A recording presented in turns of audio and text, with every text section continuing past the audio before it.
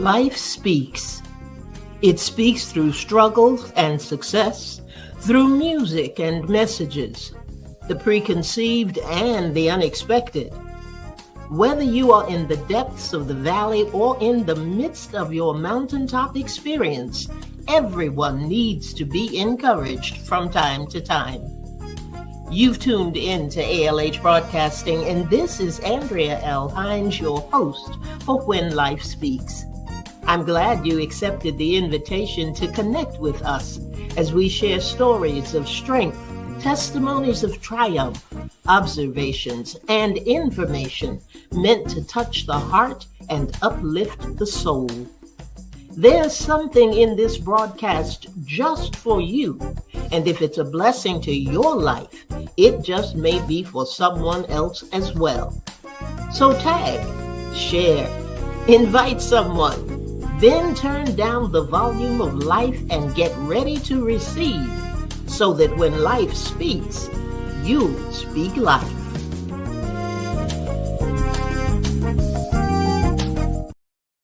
Good evening, everyone, and welcome to When Life Speaks. I am your host, Andrea Hines, and I am very, very happy to welcome you. We have had an amazing month this month. We have been talking about the testimony, the power of the testimony. I've had some great guests come on. The village has participated. We have talked about why testimonies are so powerful. We have talked about why people don't share them, even though they are powerful. We've had a guest come in live from Puerto Rico this month. And like I said, the village participated, and one of the members of the village was kind enough to share with us. And we have one more segment, actually, that we're going to do. We missed a segment because of, I think it was rain or weather or something that was going on. So we got one more segment to do. And we're going to do that the first part of August. But on tonight, we have a young lady who is a friend of 8 at 8. She's a personal friend of mine. And I know that some of you may already know her. And I'm going to tell you a little bit about her. I'm going to tell you a little bit about her bio. If you ever want to meet someone with a story of strength that birthed a testimony of triumph, you want to know Dr. Angela Riggsbee. Dr. Riggsbee is a 30-year survivor of domestic violence who has turned her pain into passion. Experienced in accounting management, she birthed HAD, HAD, Healing After Domestic Violence. She has helped other victims and survivors, as well as bringing awareness to the subject. She's an excellent instructor, touching lives as she works with correctional facilities, the military, corporate America, universities, government, and advocacy groups, task forces. And that's just the tip of the iceberg for her. She has received recognition and numerous awards for her continued work in the community, and she loves spending time with her family. How she has time, I don't know, but she loves spending time with her family. And if you want to hear her testimony and her story about domestic violence, go to healingafterdv.com. That's healingafterdv.com. Because we're not going to talk about that tonight. I saw something that she posted recently that told kind of, I want to say it's a continuation of her testimony of triumph, because the truth is, as long as we are alive, that testimony is going to change and shift and grow, become pivotal. Why? Because life keeps on lifing. But her testimony talked about another part of her journey separate from domestic violence and those things that she is doing in that vein. And I reached out to her and I talked to her a little bit about what she had written, because it kind of reminded me of some things that that had happened with me. And I just kept holding on to the fact that there's always more to the story. There's more to the story. And we have, and I'm not going to say we have an opportunity, but we really do, to continue to share and continue to let people know the growth and the changes and the pivotal things that happen along in our journey. But now this isn't our usual kind of back and forth question and answer and session that we have. Dr. Riggsbee was not able to be with us live, so we recorded our conversation earlier this month, actually, and I was really glad to have the opportunity to just let her go. I turned it over to her. This is unscripted, it is unrehearsed, and she is going to talk about life and what has been happening with her as her testimony continues. So we're going to go ahead and get started with that segment of the show. And you might want to take some notes because there's a lot that's packed into what she's getting ready to share. Okay, hang in there. Well, good evening, everybody. I'm so glad that we have our guest with us tonight. We had a little technical difficulty there in the beginning, but I am glad that everything works out. All things work together for the good, right? And we keep that in mind all the time. But our special guest tonight is Dr. Angela Riggsbee. And welcome. That's all I want to say right now is welcome. I am so glad that we have the opportunity to get back together. I am so glad that you had the time and were willing to come in and to share your story. We've been talking about the testimony and how important it is and what the power of a testimony can be. And when I read some of the things that have been going on with you, it so resonated with me because it's kind of part of my story as well. But I tell you what, we always say nobody can tell your story like you can tell your story. And I'm going to turn this over to you right now and just tell us exactly what's been going on, because it's something that's going to help somebody tonight. I know it is. I know it is.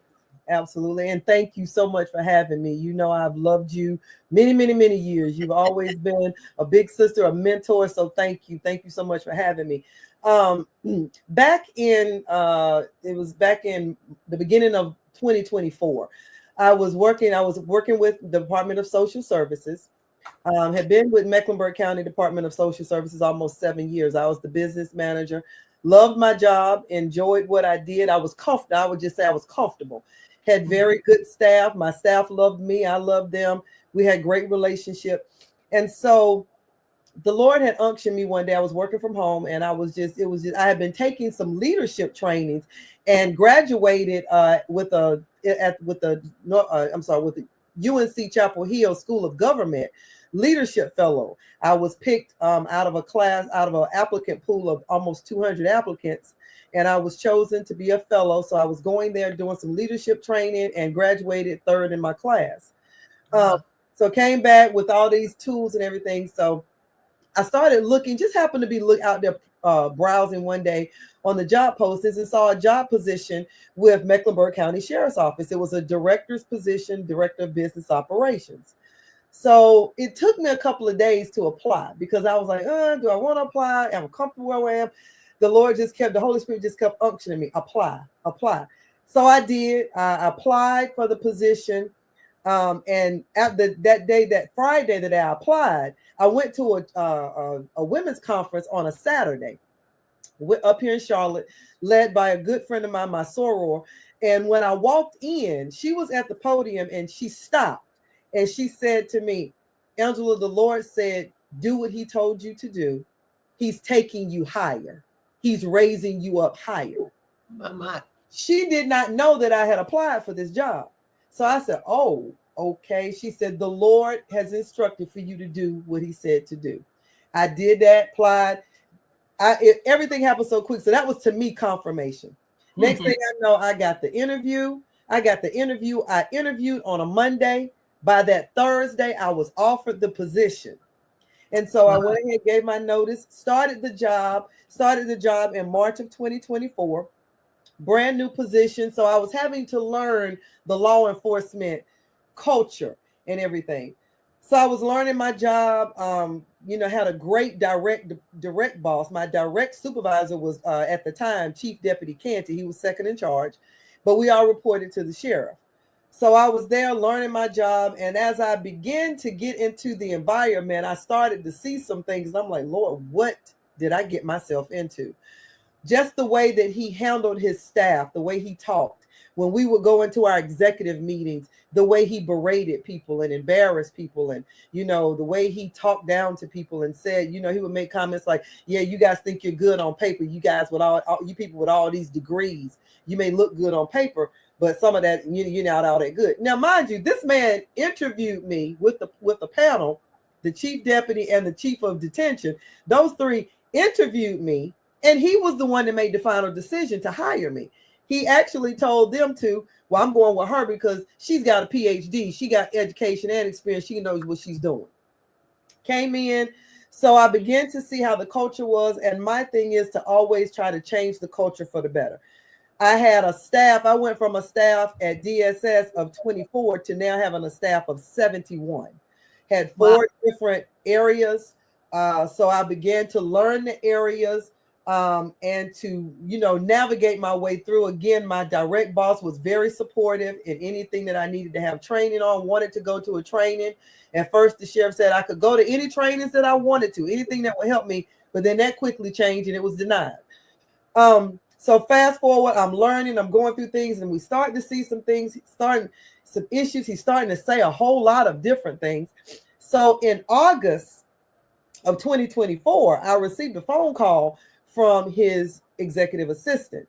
Now, the news media had requested his travel expenses because they were doing some investigations of expenses, so on and so forth. And it was known throughout Mecklenburg County that the sheriff, Gary McFadden, was always gone. He was always traveling, always gone. So, they were doing some investigation. They wanted to know, what is his travel expenses like? So I did what I'm supposed to do, went into the system, pulled the information out of the financial system. He had about $34,000 in an 18-month time span of travel expenses that was charged to the county, which is extremely high. Sheriffs across the state had maybe 5,000, 3,000. He had 34,000. So when I sent the information to his executive staff, his executive assistant and him, she called me and she said, hey, McFadden, we got the report. He does not want that information to go. I said, okay, well, I've sent you the information that's coming directly out of the system. I've sent it to you in the format that came out of the system, but I also downloaded it into an Excel spreadsheet. So you have it. You do what you feel like you need to do, but I've given you what you needed. She said, oh yeah, McFadden said, get Riggsbee to do it. I said, so you want me to go in and modify and change information that's come out of a financial system? She said, he said, get Riggsbee to do it. I said, no, ma'am, Riggsbee's not doing it. I've been in accounting and finance my entire career, 36 years of accounting and finance. I have a minor in accounting a minor in accounting on my degree. I said, I'm not doing that. You can do whatever you need to do to it, but Riggsbee's not doing it. So, and I said, then I began to tell her, I said, I caution you into even doing that, because when you pull information and it's coming directly out of a financial system, and this information was requested by the media, if they go back and request other information and it comes from another source and they see that the two don't match, that's going to throw up a red front flag, which is also unethical, because if they're requesting, this is a public records request. If they're requesting a public records request, that's public knowledge for everybody. You're supposed to provide that. The law says you're supposed to provide that in the format that it comes from and the information. So I said, I caution you. So she said, okay, yeah, I see what you said. I said, just so you do what you want to with it. So we began to talk, got off the phone with her. And again, the Holy Spirit said, follow up with an email. So I followed, which I do as a professional, followed up the conversation with an email and stated and reiterated a lot of the things that I stated to her on the telephone. Sent the email. She responded back and said, okay, you right. I got it, lady. Thank you. I got it. Went on. So after I refused to change those documents, and I then began to find out more information, issues with contracts and vendors being paid that were hired by the previous director, friends of hers that were being paid for services that were not being performed, overages that were paid on contracts to one of our vendors. And they were saying they spent over all these hundreds of thousands of dollars in overage fees. And I'm like, where's the money? So what happened to the money? So when I started doing a paper chase of where are some of these things and some questions, there was racial pay disparities. A black manager was being paid and still is being paid almost $20,000 less than 3 white supervisors, lower level employees. This woman has been there for 30 years and has a bachelor's degree. 2 of the supervisors don't even have, they have a high school education. Wow. And don't have quite as much service as she does, but they're being paid about $20,000 more. So I started bringing these issues up. After that, it was all out war. He wanted me gone. Yeah. So November 13th, 2024, I had just had a meeting with one of the supervisors. There were some issues in her area, and the staff wanted to talk to me about some of their concerns and their complaints. This was like the second time or third time we've had conversations. So I went down there. I was leaving that meeting, and where I parked, I would park in the back of the sheriff's headquarters because I was driving an SUV, sheriff's law enforcement SUV. Parked the vehicle, so I was getting in the vehicle, and I'm getting ready to pull out, and all of a sudden, officers swarm me and stop me. Back up, back up. And I'm like, what in the world is going on? I got these officers coming to me. We need to verify some information. Can you tell us who you are? I'm like, y'all know who I am. I'm Dr. Angela Riggsbee. I'm the business operations director. Oh, well, can you park the vehicle? We need to verify some information. So while they're doing all this, I'm like, what is going on? Next thing I know, the sheriff's chief of staff comes down and says the sheriff wants to see you. I said, oh, okay.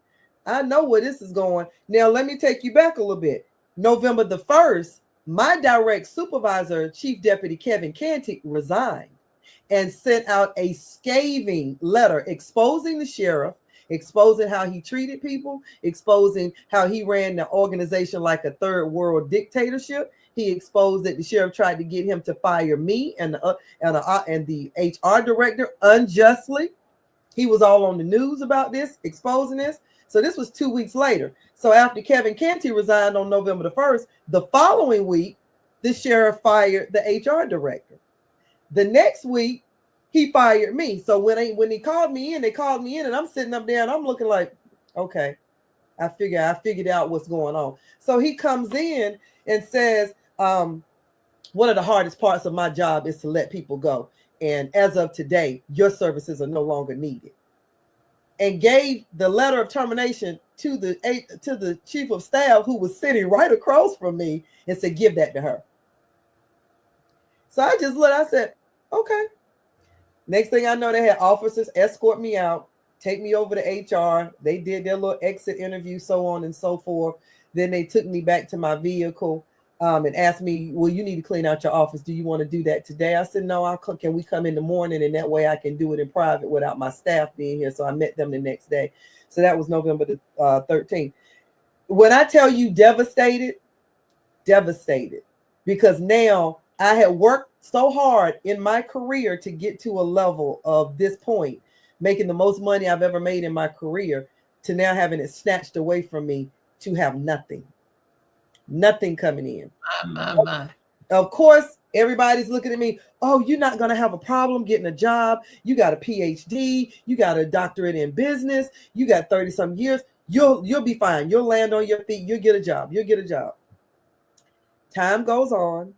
I'm applying for jobs. I apply for unemployment. Got that, but that's only for 12 weeks. I've always been very good with money and budgeting money and having, knowing how to handle money. So I had a couple of pots of, some income around certain places.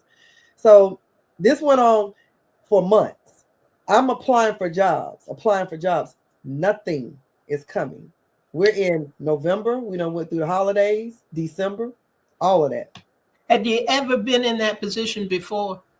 I had been laid off before, but Not it for this not time. Yeah. no, no, not Okay. to have my career snatched from me like this. When I know, first of all, I know God sent me there. Yeah. Second of all, I know that every day that I went in there, I was doing what God was calling me to do.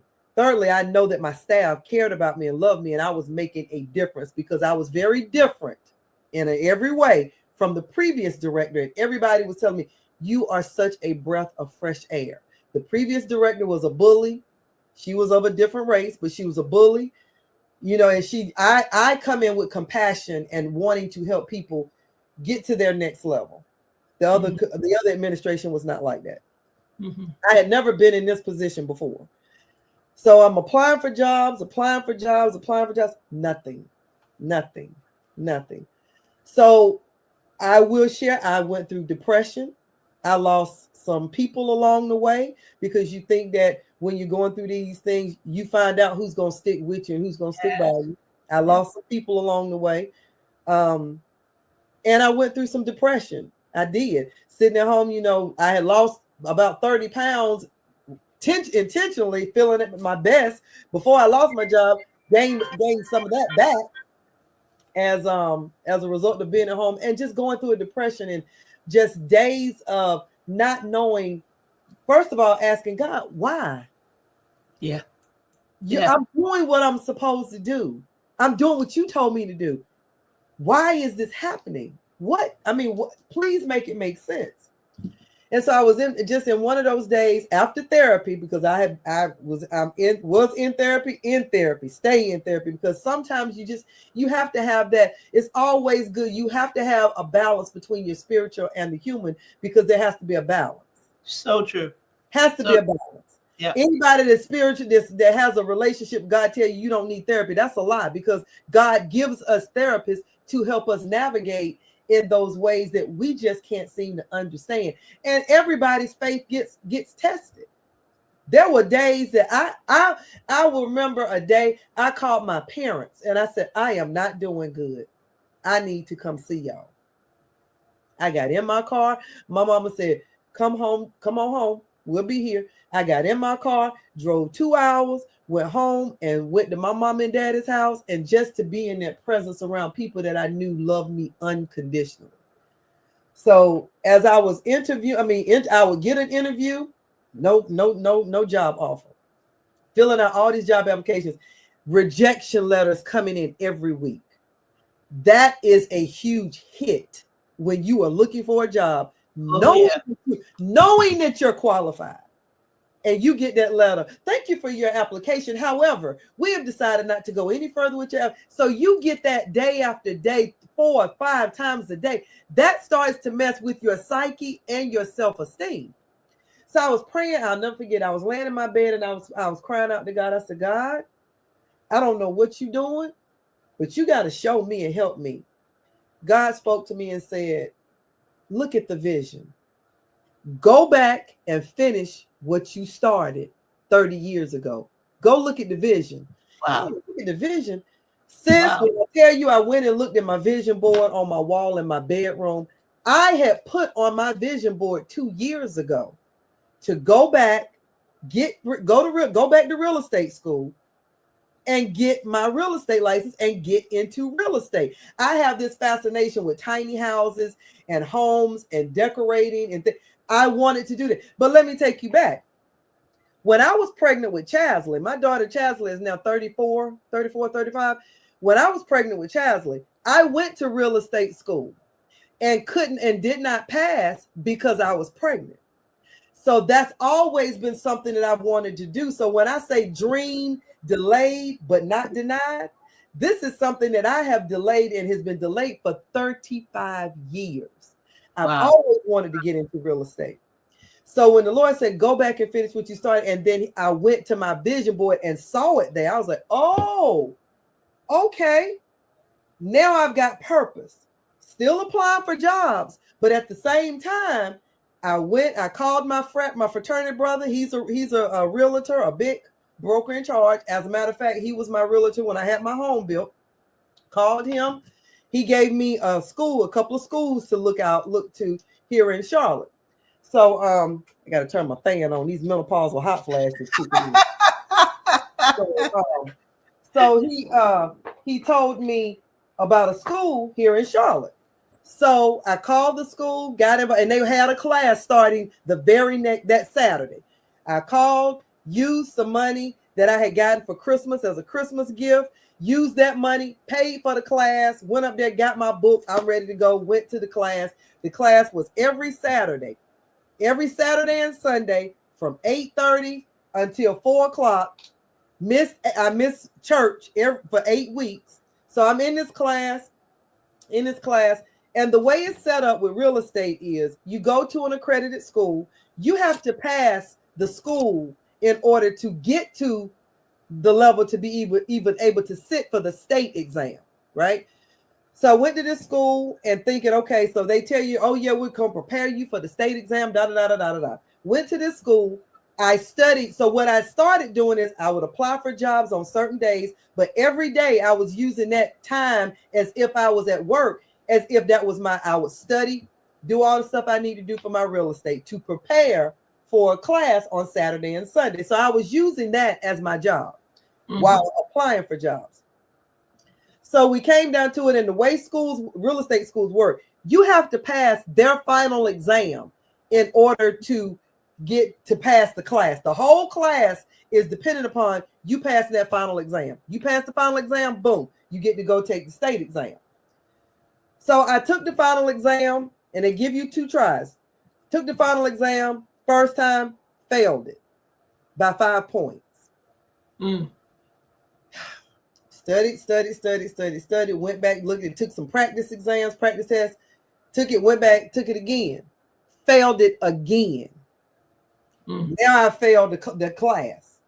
So I'm like, but the professor in me knows that the reason why I failed it, out of 11 students in our class, only 2 people passed because the way they had their exam set up. If you are going to test me and get me prepared for the state exam, your exam should be modeled just like the state exam. Right. If the state exam is giving me 140 questions, you should give me 140 questions.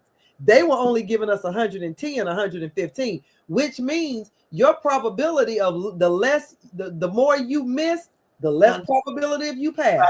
Right. So that narrowed your margins. But then what the school would then turn around and do, oh, you failed the test, you failed the exam, you failed. Well, just give us $200, just give us $200, $199. Come on back, retake the class again, and you can take it again. It was a money thing. So I talked to some good friends of mine, good friend of mine in Durham. She's a broker. Some of the same thing happened to her. She went to a school, failed it, and had to go to another school. Well, there's this real estate guru out of Raleigh named Travis Everett. The man is amazing. He is internet, YouTube famous. People all over the nation look at his videos to pass the exam. So my friend was telling me about him. I said, well, I tell you what, this other school won't get another dime from me. If I have to put it on my credit card and pay full price to go to his school, then that's what I'm going to do. That's exactly what I did. So I paid the full price, went to his school, had 2 of the best instructors ever. And one of my instructors actually wrote the textbook that we were using, and wrote the textbook that a lot of brokers are now using in North Carolina, and the testing bank that we were all using even at the other school called Learn Test Pass. He's the CEO and he's the creator of it. So our test is modeled after the state exam. So when I tell you, totally different experience, got in there, everything was more simplified. Everything was, the way they did the classes, it was more interactive. It was more enjoyable. They gave us each section they gave us practice exams. We had the practice exams, pass those. I would pass those. In the areas that I fell short on, I would go back. I knew what to go back and study.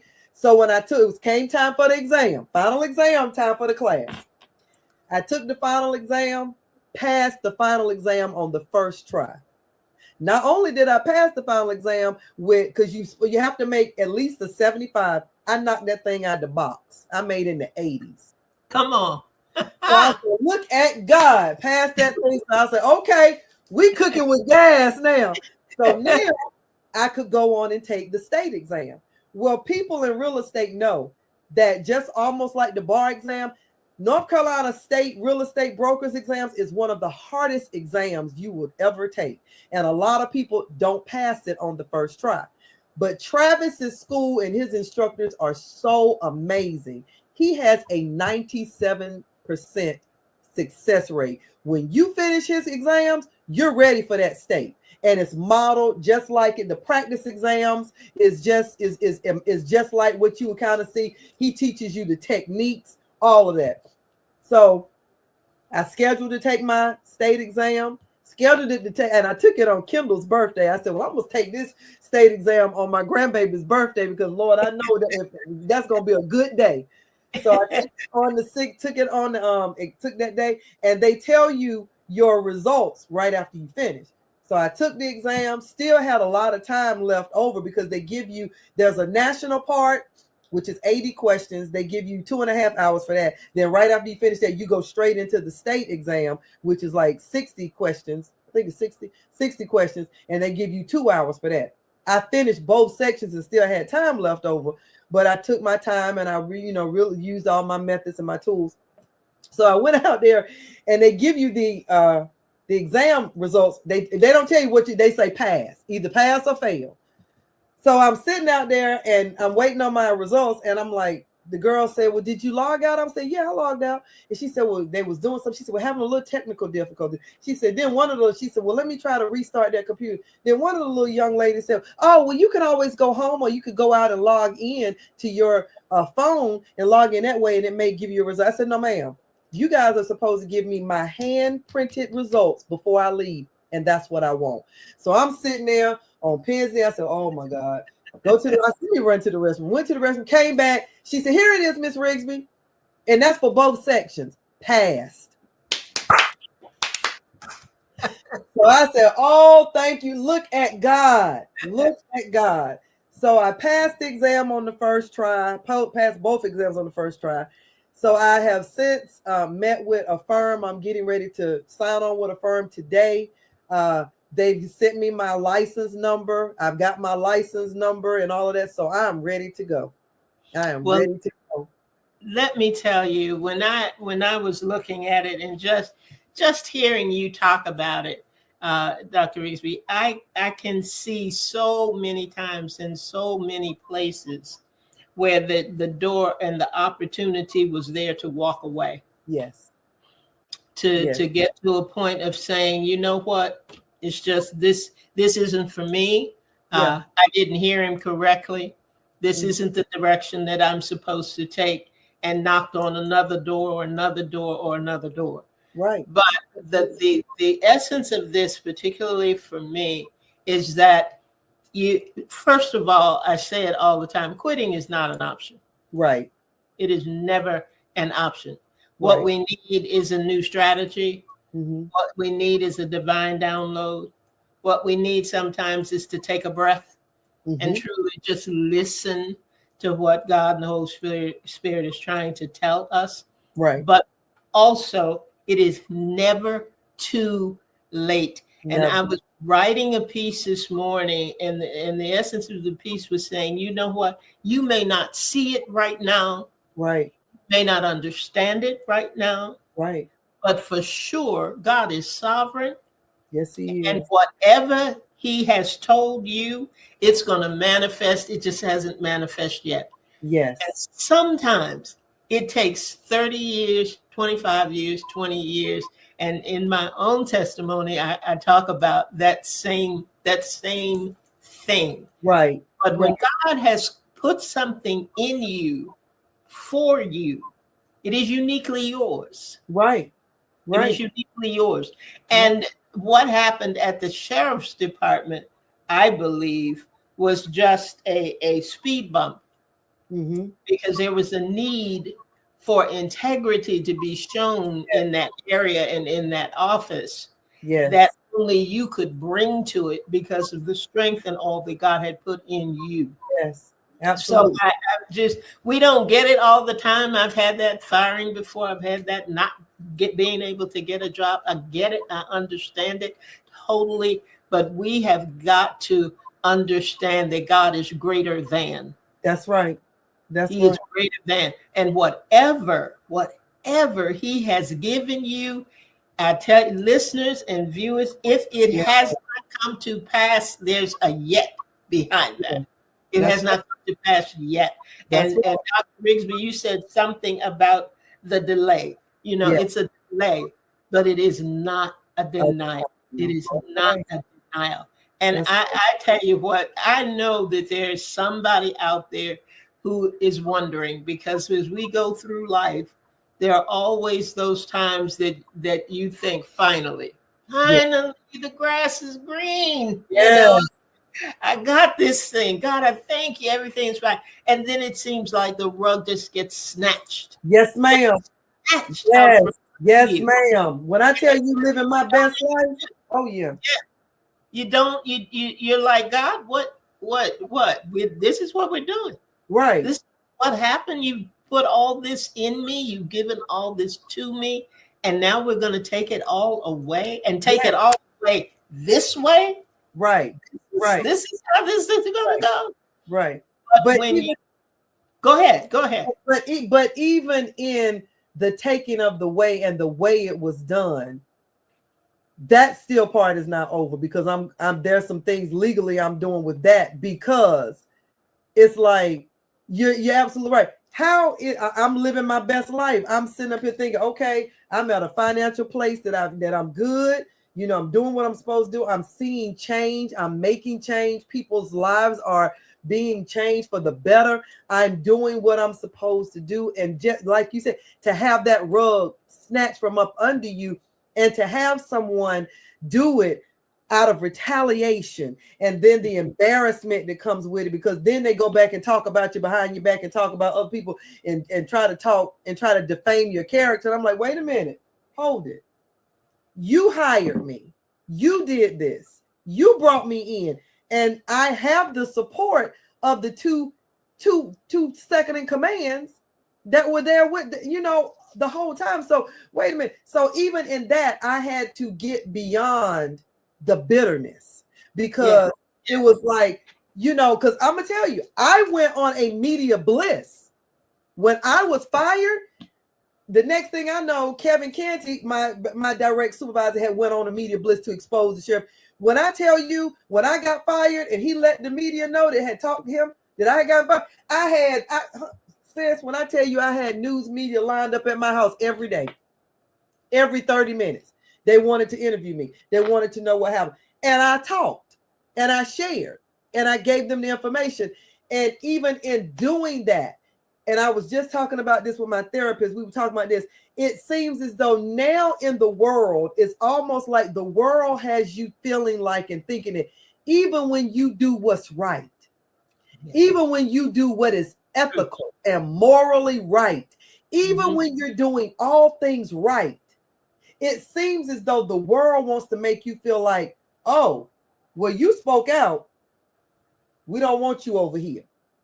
We don't need you, because what if we do something you don't like? Or what if we do something that's kind of in the gray area? Are you going? So it's almost like those of us that speak out for righteousness and do what's righteousness, do what is right, we're blackballed. And that's not how God intended it to be. We're supposed to do that. We're supposed to stand on God's principles and what God says we're supposed to do. But the world has us feeling like when you do, you're penalized for that. So, I encourage people and tell people, do what God has called you to do. Do what you know is right. Because even in the midst of everything that I've been through, when I tell you dark days of depression, there have been days that I did not get out of my bed. I had to force myself to get up. I had to force myself to try to go to the gym. I had to force myself to get on my knees and say, God, I can't do this. It's too much. I can't carry it. But I had good people like my family, my mom and my dad, and some good friends that said, you got this. Come on now. Come on now. I got you, sis. Come on. We're gonna do we got to get past this. I'm praying with you. I'm praying you through. So even the darkest of times and the hardest of times, you got to stay the course. You got to know that if God said it, he's going to perform what he said. You're looking at a woman that has not worked since November the 13th. My unemployment lasted only 12 weeks. After those 12 weeks, I have had nothing, zero income revenue coming in. 142 job applications. But when I tell you, I have not lost my home. I have not lost bills. My bills are paid. Lights are on. I got food. People will, I'm blessed. We don't know what's happening, but God always knows. Right. He always knows. He knows exactly what the plan is. He has the blueprint for it. He knows where every speed bump is.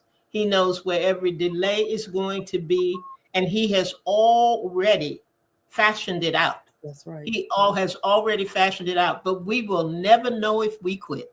That's right. That's right. We will never understand his goodness and his grace and his mercy if we quit.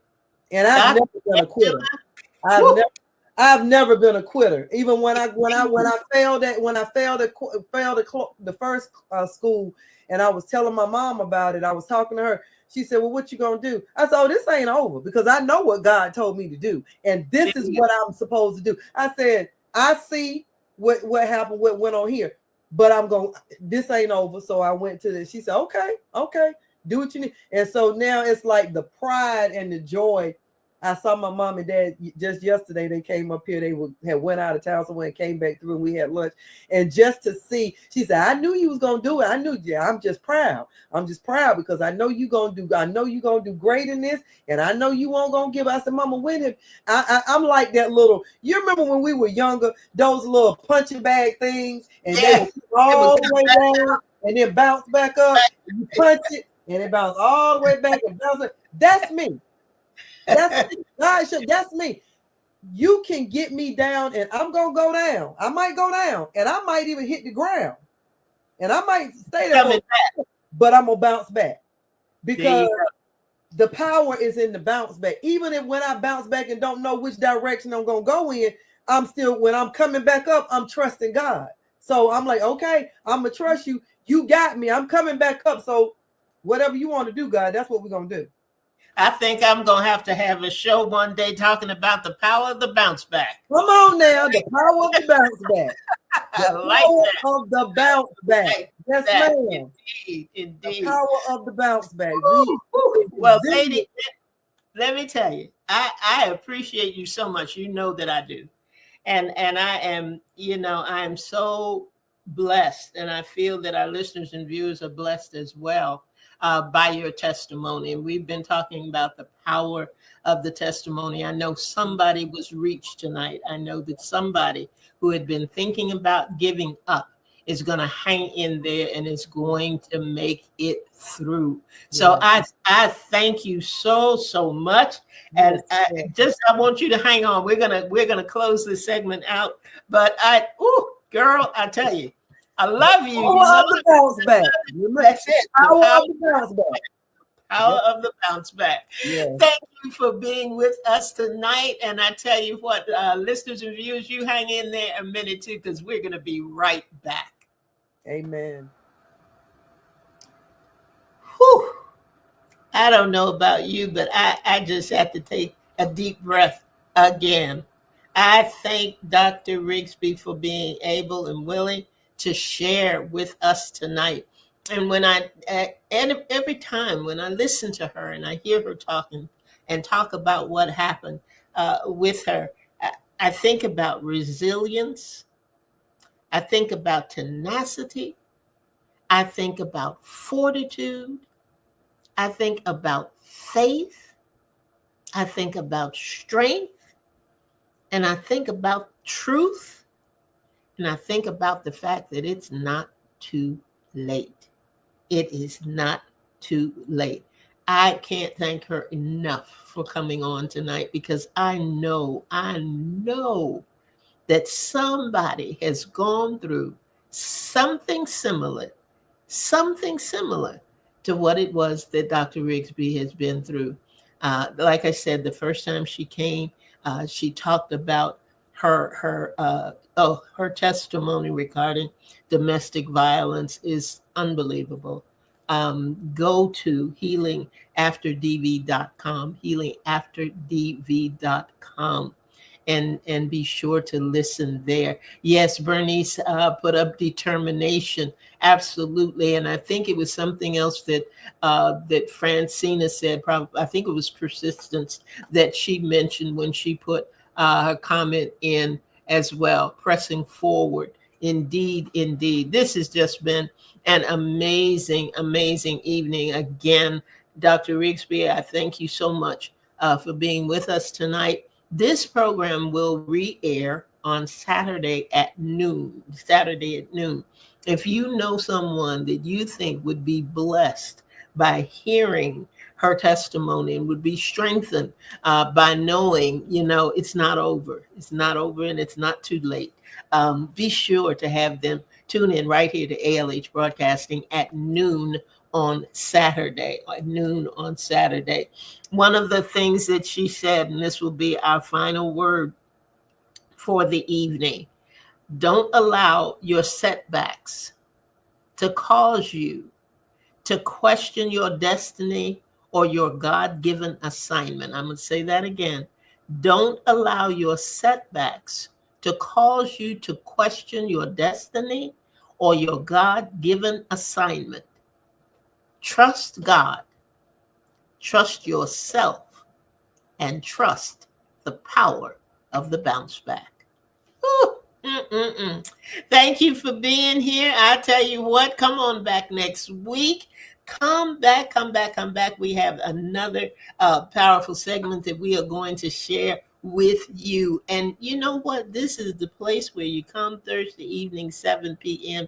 Turn down the volume of life and get ready to receive so that when life speaks, you'll speak life. Good night, everybody. Thank you for joining.